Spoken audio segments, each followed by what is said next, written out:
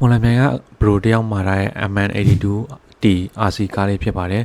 ပစ္စည်းမပို့ခင်စစ်ဆေးပေးရင်းနဲ့စိတ်ဝင်စားနေတဲ့အကိုတွေအတွက်လည်း unboxing လေးမှတစ်ခါတည်းရိုက်ပြပေးထားပါတယ် box ထဲမှာဘာတွေပါလဲကား GT ကဘယ်လိုလဲဆိုတာဗီဒီယိုထဲမှာကြည့်လို့ရပါတယ်ဗျ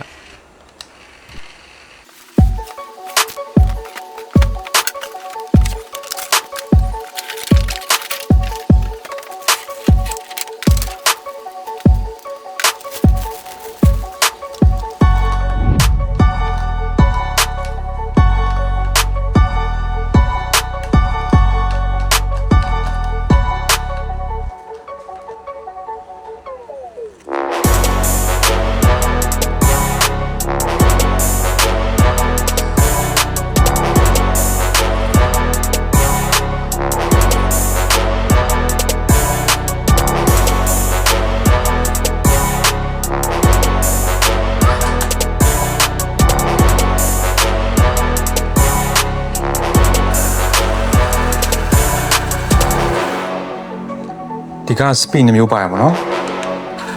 ဒါ speed အနေပေါ့နော်ဒါ speed မြန်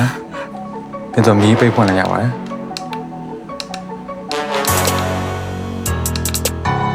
ဇက်လိုက်လေးဖွင့်လိုက်ရပါတယ်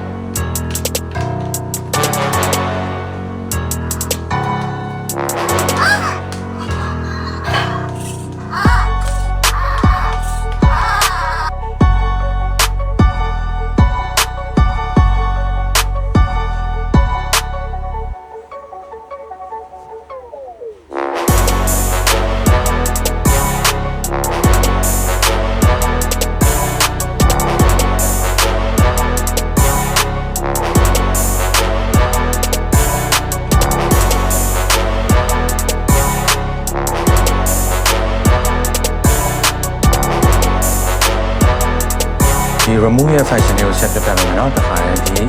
လှည့်တဲ့ဟာလေးဆိုတော့ steering alignment chain နဲ့ clone လေးဖြစ်ပါတယ်အဲရှေ့ဘက်မှာလိုက်လဲနေနော်ဆိုတော့ဒီလဲလဲ in ဒီ TH rate တို့ဒီ bind ဆိုတဲ့ program ကျတော့ TH rate ဆိုတော့ဒီ speed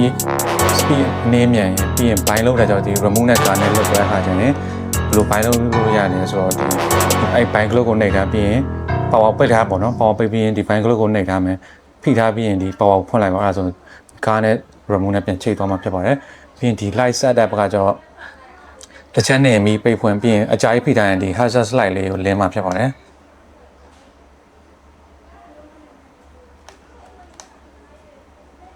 အဲဒီပါပေါ့နော်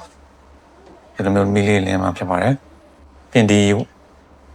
ကောင်လေးကိုအတင်ချလောက်တာကျတော့ဒီမှာ CH plus minus နဲ့ပေါ့နော်